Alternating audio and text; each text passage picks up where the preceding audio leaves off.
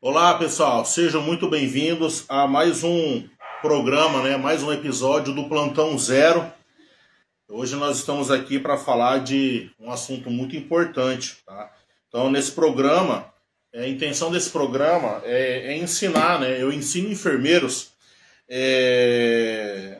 a terem mais seguranças no atendimento de urgência e emergência, tá? Então esse daí vai ser a nossa palavra-chave todas as vezes quando nós começarmos esse curso, esse programa, para que todas as dúvidas venham ser tiradas. Desde já, eu já quero agradecer, as mensagens que eu venho recebendo, as propostas, que estão me mandando aí, muito legal as ideias, as dúvidas, Então, para quem não me conhece, eu sou Rafão, eu sou enfermeiro, trabalho aqui no Hospital de Trauma aqui em Campo Grande, Mato Grosso do Sul, onde eu atuo hoje dentro de um centro cirúrgico, tá? Então aí nós vamos falar, a intenção desse programa é desvendar, as dificuldades do atendimento na urgência e emergência e trazer mais facilidade no seu atendimento, tá? Que você venha tirar esse seu medo de urgência, venha tirar esse seu medo de atender ou de tocar num paciente grave, certo? Então hoje nós vamos falar sobre um assunto muito importante que no trauma ele é uma das lesões que mais mata no trauma, que é o pneumotórax hipertensivo, tá? O pneumotórax hipertensivo ele tem uma diferença entre o pneumotórax simples, nós vamos estar falando ao decorrer do programa de hoje, mas a intenção é falar o que é o pneumotórax hipertensivo, quais são os sinais e sintomas, quais são as condutas, o que a equipe de enfermagem, o que o enfermeiro tem que estar atento diante a esse trauma, a essa lesão no pulmão, tá? E qual que é o melhor trajeto para esse paciente, tá? Então nós vamos ver que nós não precisamos de coisas mirabolantes para fechar um diagnóstico ou então para fechar o tratamento do pneumotórax hipertensivo, mas sim nós vamos aprender a avaliar esse paciente em sinais e sintomas clínicos, tá? Então, o que é o pneumotórax, tá? Então, o pneumotórax ele é o acúmulo de ar, excessivo dentro do espaço pleural. Sabendo que nós temos os lobos pulmonares, nós temos o espaço pulmonar e nós temos o parênquima pulmonar, tá? Então, esse espaço, quando nós fazemos um movimento de expiração e inspiração, quando nós respiramos e enchemos os nossos lobos pulmonares, o nosso pulmão de ar, tá? Ele bate na parede torácica e aí nós temos o quê? O movimento da caixa torácica, nós temos um movimento do tórax. Tá? Então isso daí nós chamamos de movimentos, tá? Movimentos do tórax, tá? Ou então vocês vão ouvir falar muito sobre a simetria do tórax, se o tórax está assimétrico ou se o tórax está simétrico. Então, para a gente chegar a essa conclusão, primeiramente nós temos que fazer uma avaliação sistematizada nesse paciente. Então, a avaliação sistematizada do politraumatizado, ela é baseada no XABCDE do trauma, tá? O X são lesões sanguinantes, tá? Lesões arteriais, lesões aí que o paciente está perdendo muito sangue, muita hemoglobina, que nós podemos falar. A primeira conduta é a compressão direta, e se não deu certo com a compressão direta, nós vamos estar fazendo o torniquete nesse paciente. Fazendo isso, tá? Essa avaliação é daquilo que mais mata para aquilo que menos mata. Então nós vamos estar tratando esse paciente baseando em quê? Em letras, tá? Então, a nossa primeira letra da avaliação inicial vai ser o X, tá? Que é as lesões insanguinantes. Se o paciente não tem nenhuma lesão arterial, sanguinante, nada, ou então esse paciente ele tem até uma fratura exposta, você faz uma compressão direta, já melhora, tá? Nós vamos fazer a avaliação do A nesse paciente. Tá? O A é vias aéreas com controle de coluna cervical, tá? Então ele tem nome e ele tem sobrenome. Se o paciente te responde, ele tem uma via aérea pérvia. Problemas do pneumotórax hipertensivo, ele já começa a te apresentar sinais clínicos no ar. Às vezes, dependendo do tempo que ele já está com esse pneumotórax, esse paciente ele vai ter uma fala um pouco intercotada. Você vai perguntar para ele, como é que é o seu nome? Ele vai falar, meu nome é Rafael.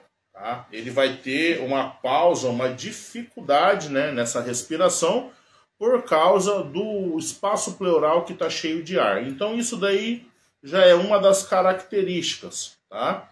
Uma falha intercotada. Pô, Rafão, então o paciente, quando ele está com uma via aérea pérvia, ele me garante uma boa ventilação? Não, tá? Então nem todas as vias aéreas que estão pérvia me garantem uma boa ventilação, uma boa troca gasosa, tá? A via aérea pérvia é um sinal que essa via aérea não está obstruída. Então, entre o A e o B é respiração e ventilação, é onde nós vamos focar hoje no nosso programa. Então, respiração e ventilação. Mas entre a boca e entre o tórax, eu tenho o pescoço que eu tenho que avaliar. Então, nesse pescoço, ele pode me apresentar sinais clínicos bem característicos do pneumotórax hipertensivo, que é o quê? Turgência de jugular e o desvio de traqueia, tá? Então o paciente ele vai me apresentar um desvio de traqueia contrária da lesão e uma turgência de jugular. Quando eu vou fazer o B, tá? Que é respiração e ventilação, eu vou fazer exposição do tórax, tá? Mas eu sempre tenho que tomar cuidado com o controle da hipotermia desse paciente. Paciente vítima de trauma, principalmente se ele tiver hipovolêmico, ele perdeu muito sangue, perdeu volume, tá? A hipovolemia tende a fazer a hipotermia. Isso daí é um assunto que nós vamos falar futuramente sobre sinais de choque hipovolêmico, tá? Quais são as classificações do choque. Vou fazer a exposição do tórax e vou ver se esse tórax está simétrico ou se ele está assimétrico, tá? Fiz exposição do tórax, né? Isso daí se chama inspeção. Vou fazer primeiro a inspeção. Inspecionar o tórax. Como que está a simetria do tórax? O tórax está simétrico, os dois tórax, né? O lado direito e o lado esquerdo, eles estão fazendo expansibilidades iguais, ou se ele está assimétrico. Um lado expande mais do que o outro, tá? Então, fiz a avaliação nesse meu paciente. Vamos dar um histórico. Paciente vítima de trauma, acidente moto versus carro, tá? Paciente ele tem 39 anos, sexo masculino, tá? O nome do paciente é AFME, tá? Só com as iniciais desse paciente. A fala dele, né, na nossa avaliação, ele chegou com pré-hospitalar com suporte de oxigênio suplementar, tá? Chegou lá com catéter de O2, tá?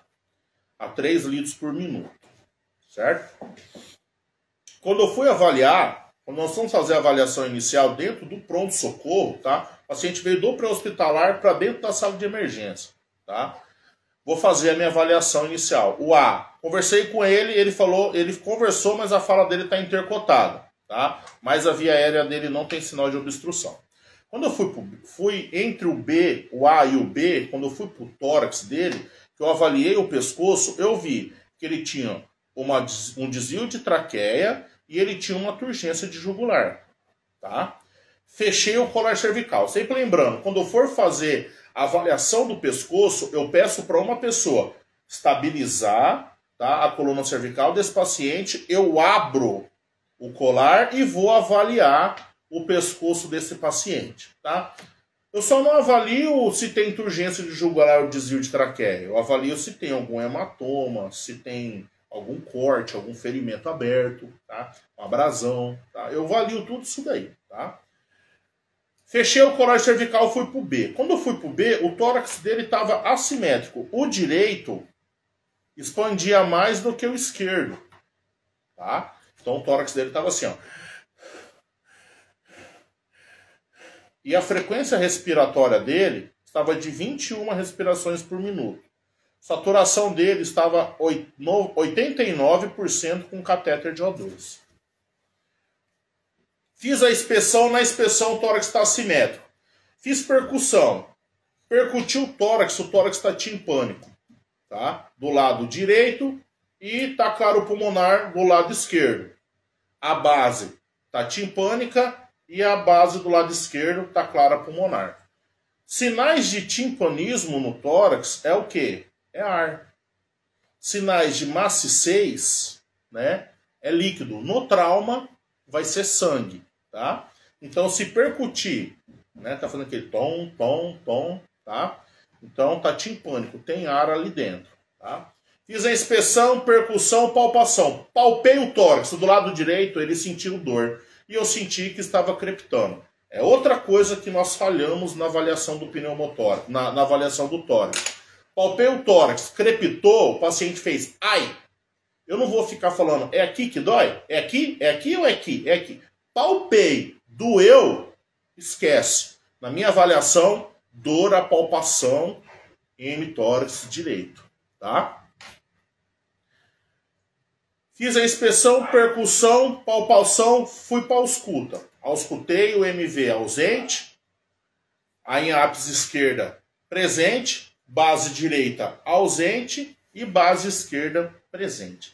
Então esse paciente, ele me apresentou vários sintomas de alteração de padrão de alteração pulmonar. Uma, a fala dele está intercotada. 2, ele tem desvio de traqueia, ele tem turgência de jugular. O tórax dele está assimétrico, a percussão está timpânica, ele tem crepitação, a palpação e a ausculta dele está ausente do lado direito, tá? Então esse, ausente do lado direito, isso, tá? O esquerdo, né, ele expande mais do que o direito, tá? Então esse paciente, ele está me mostrando que ele tem alguma lesão do lado direito do tórax. Tá? Se o tórax do lado direito, tá? Ele está expandindo menos do que o esquerdo. Perdão, pessoal, perdão. Eu falei que o direito expandia mais do que o esquerdo. Perdão, tá? O direito expandia mais do que o esquerdo. Só que é ao contrário a lesão agora, pessoal. Perdão, tá? Então a ausculta está ausente, a percussão está timpânica, ele tem dor, a palpação do lado esquerdo, tá? Então esse paciente ele está me apresentando sinais característicos de pneumotórax hipertensivo. Muitas das vezes, esse paciente ele chega na sala de emergência, a gente ainda quer fechar um diagnóstico, né? Ou então o plantonista ele fala, não, eu quero um raio-x para confirmar. Esse paciente, se eu tenho um raio-x rápido, beleza. Mas o pneumotórax hipertensivo, o paciente ele entra em insuficiência respiratória muito rápido, tá? Eu falo assim em questão de minutos, 5 minutos, 7 minutos. Esse paciente que estava só com um pouco de espineco, com 7 minutos de pneumotórax, 5 minutos, ele já entra em insuficiência respiratória franca. Esse paciente rebaixa lá na sua frente. E lembrando que pneumotórax hipertensivo, ele faz parte de um dos T's da parada cardíaca, né? Então, as possíveis causas da parada cardíaca são 5Hs e 5T's. E um T é de pneumotórax hipertensivo. Então esse paciente, ele pode evoluir para uma parada cardiorrespiratória por causa desse pneumotórax hipertensivo que ele está passando despercebido aí, tá? Então, aqui nesse momento, enfermeiro, tá? Você, né, juntamente com a sua avaliação médica, Rafão, mas quem que faz a avaliação sistematizada no politraumatizado dentro da sala de emergência? Porque o enfermeiro, ele não pode fechar diagnóstico. O enfermeiro ele não fecha diagnóstico, mas o enfermeiro ele pode fazer a sua avaliação, ele pode fazer a SAI, tá? Então aí nós temos vários cursos de trauma que ensinam a gente a fazer a avaliação sistematizada. Então um deles, né, é o ATCN, né, que é um curso de atendimento politraumatizado, né, que nós fazemos junto com o profissional médico que faz o ATLS. Então ali eles nos dão essa autonomia dessa avaliação desse paciente, tá? Então, eu vou fazer a minha avaliação, eu vou fazer o meu ABCDE do trauma na minha avaliação desse paciente dentro da sala de emergência, tá? Porque, às vezes, a avaliação do médico, ela pode passar algum detalhe despercebido, tá? Então, nesse caso, eu não fico nem perdendo tempo, tá? Em querer ficar fazendo raio-x de tórax. O paciente já tem alteração do padrão respiratório. Saturação dele está 89 com catéter de oxigênio. Ele está com desvio de traqueia, urgência de jugular, timpanismo à percussão. Na ausculta dele, o MV dele está ausente, tá? Ele está com dor à palpação, sentir crepitação óssea em arcos costais desse paciente, cara, não tem por que eu ficar perdendo meu tempo com isso daí, tá? já vamos para o tratamento do pneumotórax, tá? Rafão, eu posso fazer isso, enfermeiro? Não, você não pode. Mas você tem que saber o que fazer, tá? Porque muitas das vezes, eu vou te falar, você é aquele cara que vai fazer plantão com um médico que ele acabou de se formar. E ele não vai ter esse olhar clínico e essa destreza que você vai ter, tá? Então, por isso que a gente está te ensinando a você ver sinais e sintomas clínicos do paciente para que, juntamente com a equipe médica, nós fechamos o diagnóstico e damos o tratamento para esse paciente. Porque esse paciente ele pode ter uma parada cardíaca se a gente não tratar. Então, vamos lá. Qual é a conduta? Primeira conduta é o quê? Fazer uma toracocentese de alívio, tá? Nós vamos no quinto espaço intercostal, na linha axilar média, tá? Ele vai dar mais ou menos rente à linha mamilar, a bocate 14, né? Vai fazer a sepsia, dissepsia, o profissional médico vai lá e faz a descompressão por alívio. Ainda há uma discussão, né? Teve uma discussão muito boa para quem foi no congresso da Abramed.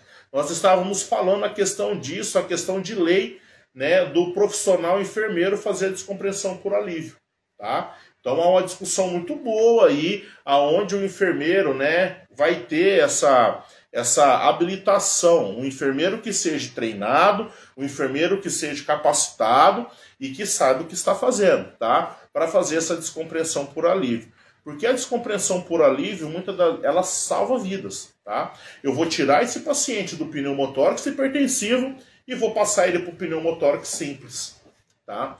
Aí eu posso até continuar a minha avaliação sistematizada enquanto, né, a gente prepara a bandeja para drenar o tórax desse paciente, o dreno tubular, o selo d'água, né? Ou então o cirurgião torácico ir lá e drenar esse tórax, dependendo do hospital onde você trabalha, se você tiver o serviço de cirurgião torácico. Se não, o próprio plantonista do PS vai drenar esse tórax, tá?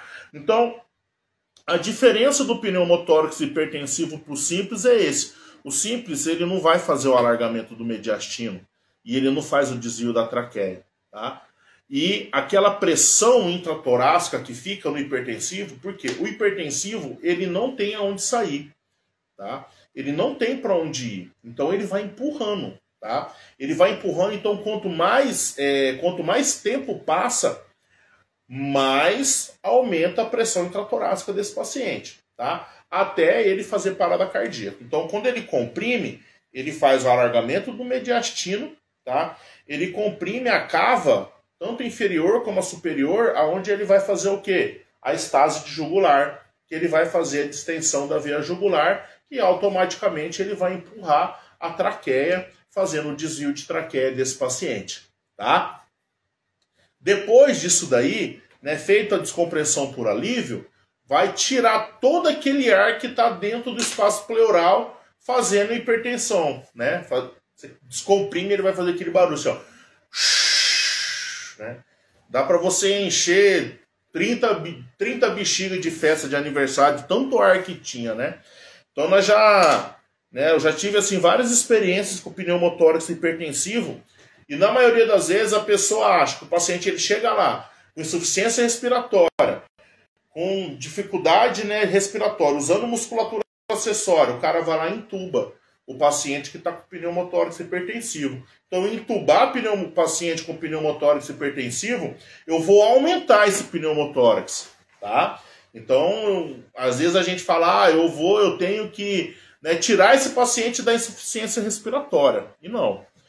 Você vai acabar prejudicando mais esse paciente, onde ele vai fazer enfisema subcutâneo tardio. Aquele cara que chega, parece aqueles bonequinhos da Michelin, né? Se aperta ele está com enfisema até no couro cabeludo, tá? Então, pneumotórax hipertensivo não dá para você deixar para tratar depois. Ele é uma lesão que ele está na letra B, tá? Então, o que mata mais é o A, que é via aérea, depois vem B, de respiração e ventilação. Se eu não trato isso daí, esse paciente ele pode ver até a parada cardíaca e ele pode ir a óbito se eu não trato. Rafão, paciente que parou por pneumotórax hipertensivo, eu reanimando ele, eu posso tratar o pneumotórax na PCR? Pode. você vai tratar ela como uma descompressão por alívio, você vai, né, tirar aquela hipertensão pulmonar que ele está fazendo ali no espaço pleural, vai tirar todo aquele excesso de ar no espaço pleural, o pulmão ele vai voltar no lugar, né, o alargamento vai diminuir, a traqueia vai voltar ao normal, a distensão de jugular também vai voltar ao normal, e depois você drena o tórax desse paciente. Tá? Dá para você fazer a descompressão por alívio, né, na massagem cardíaca, dá para você fazer. Tá?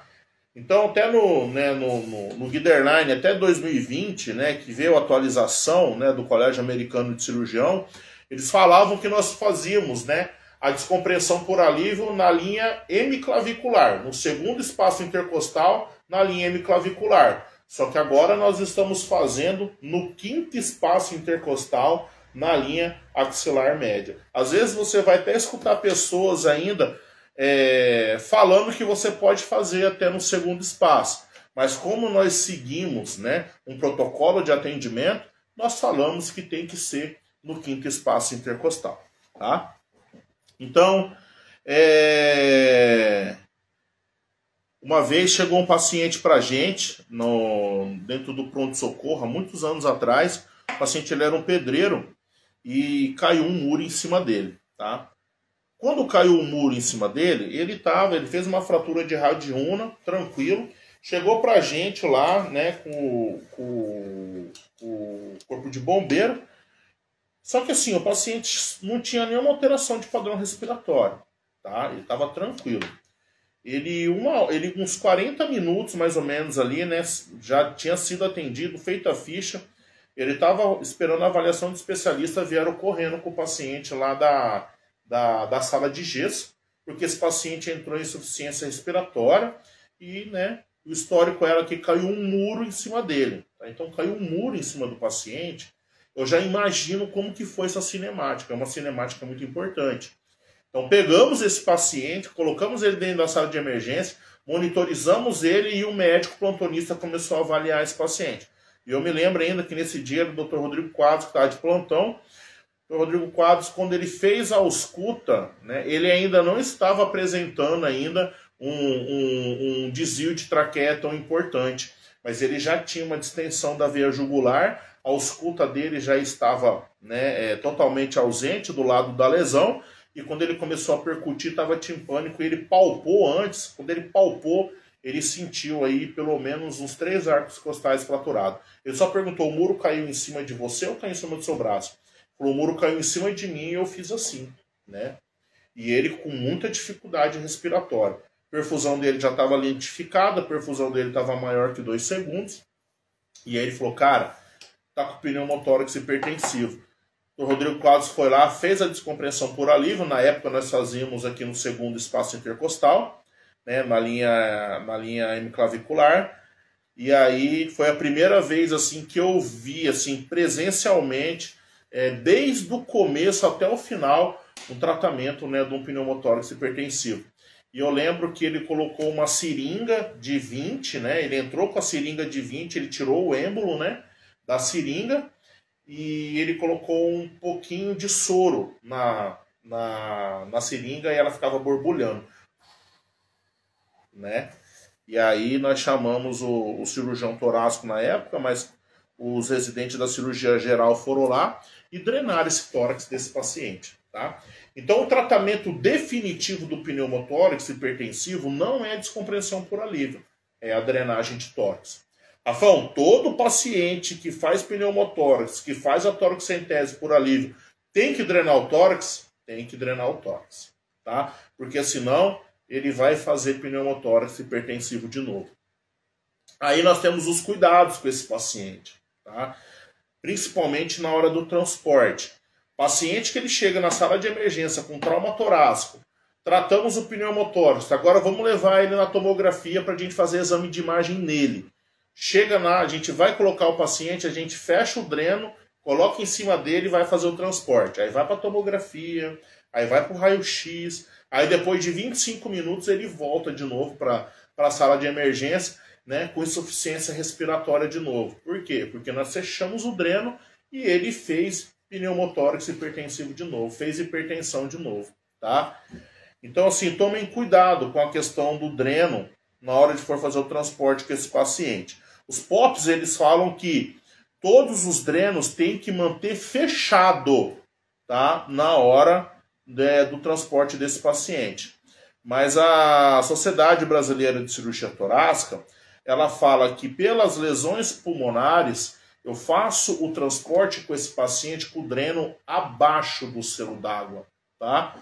Para ele não ter o perigo de fazer pneumotórax hipertensivo de novo, tá? Então, assim, nesses casos, esses pacientes, né, essa lesão do pneumotórax hipertensivo, ela é uma lesão muito grave e que se a gente não tomar cuidado, não souber avaliar esse paciente, nós perdemos esse paciente, tá? Então, a importância, né, de você saber esse tema é que você que quer trabalhar em pronto-socorro, ou você que trabalha em pronto-socorro, mas você fala, pô, Rafão, lá onde eu trabalho não tem isso daí não, cara. Lá onde eu trabalho só tem uma encravada. Pneumotórax hipertensivo só dá no trauma? Não. Paciente que tem muita tosse, ele pode fazer um barotrauma e faz um pneumotórax, né, espontâneo por causa de tosse, tá? Ou então um paciente que está em ventilação mecânica, tá? E aí você coloca uma pressão muito alta no ventilador, ele pode fazer um barotrauma e ele pode fazer um pneumotórax hipertensivo, tá? Então o pneumotórax hipertensivo ele não é somente no trauma, ele pode também acontecer em situações com paciente, né, com alterações clínicas. Tá? Às vezes eu falo isso daí, né? Às vezes a gente força tanto para tossir, não é que todas as vezes você vai tossir, você vai você vai fazer pneumotórax. Né? Isso daí não, pelo amor de Deus, longe disso, tá? Mas assim, a alteração pulmonar, na nossa avaliação do nosso paciente, ela pode gerar vários outros tipos de alterações. O paciente que tem alteração do padrão respiratório, né, ele tem alteração do padrão respiratório, automaticamente ele vai ter alteração de quê? De gases, né? Paciente de gás carbônico. O paciente que não consegue respirar direito, ele não consegue fazer troca gasosa. É outro problema. O paciente ele pode fazer hipóxia cerebral ou ele pode fazer acidose metabólica por retenção de gás carbônico. Então, assim, para a gente ver o tanto que é importante a gente poder tratar essa lesão de uma maneira rápida, tá? Tem que ser rápido, eu não posso ficar, sabe? Será, não será, não será, não. O paciente fez a lesão, vamos tratar ela de uma maneira mais rápida possível, né? E dar o andamento para esse paciente. Então, paciente com pneumotórax hipertensivo, não intuba esse paciente. Pelo amor de Deus. O paciente chegou com sinais característicos, sinais clínicos disso daí, desvio de traqueia, urgência jugular, insuficiência respiratória, tórax assimétrico, percussão dele tá timpânica, ausculta ausente ou diminuída, tá? A palpação está com crepitação ou com efizema subcutâneo, tá? E a simetria, que eu já falei, pô, eu não preciso nem ficar perdendo meu tempo fazendo raio-x, tá? Parte para drenagem de tórax desse paciente, tá? Enfermeiro, nesse momento, você que vai preparar tudo para o paciente, para o médico poder fazer a drenagem de tórax desse paciente, tá? Drenagem de tórax desse paciente, ele fica a critério médico. Tem uma pergunta aqui. Vamos ver aqui. Priscila está perguntando aqui qual que é a sensação de uma costela fraturada ao toque. Então, a sensação de uma costela fraturada, Priscila, é mais ou menos assim. Vou colocar meus dois dedos aqui para você ver, tá? Então, quando eu aperto aqui, eu sinto, né, que está pegando um osso no outro, tá? Você sente afundar, tá? Você sente um afundamento, tá? Esse daí é a sensação da crepitação óssea. Então, você vai sentir, porque o arco costal, ele é reto, tá? Ele é retinho. Mas quando você palpa, ele vai ter um afundamento, tá?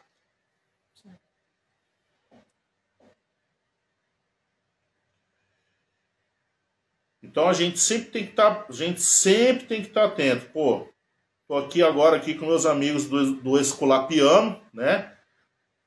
Se tem um parceiro bom para o procedimento é o Rafão. Obrigado. Isso daí deve ser o Dermival e o Felipe, meus amigos do Esculapiano. Um abraço para vocês, tá?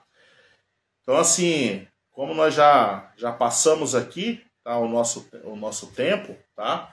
Eu queria mesmo, verdadeiramente, que vocês participassem mesmo da live e começassem a fazer perguntas. A Fabiana, né, minha esposa, ela tá aqui comigo sempre e ela também tá ligada aqui na live. Ela é a pessoa que me ajuda na live e eu quero que vocês realmente perguntem, tá? Pra gente poder estar discutindo aqui, tá bom? Então, pessoal, ó, eu peço que vocês aí nos acompanhem, né? Essa quinta-feira agora nós não vamos ter live, tá? Porque vai ser véspera de feriado e eu e minha esposa nós já tínhamos um compromisso, tá? Marcado. Então, já anota aí na sua agenda. Depois da semana que vem, segunda e quinta-feira, nós vamos ter live, né? Normal, tá? Então, já convida aí os seus amigos enfermeiros, seus amigos técnicos de enfermagem, né, que almejam ter segurança no atendimento de urgência e emergência, tá? E eu peço que vocês se inscrevam no nosso canal do YouTube, que é Enfermeiro Rafão, que vocês, né, nos sigam, né, no Instagram, Enfermeiro Rafão, e que vocês venham realmente dar esse toque pra gente aí, pra gente poder estar fazendo, né, mais lives aí para vocês. Tá bom, pessoal? Então, tem mais alguma pergunta, Fabi? Não? Então, pessoal, fiquem com Deus e até a próxima live. Um abraço.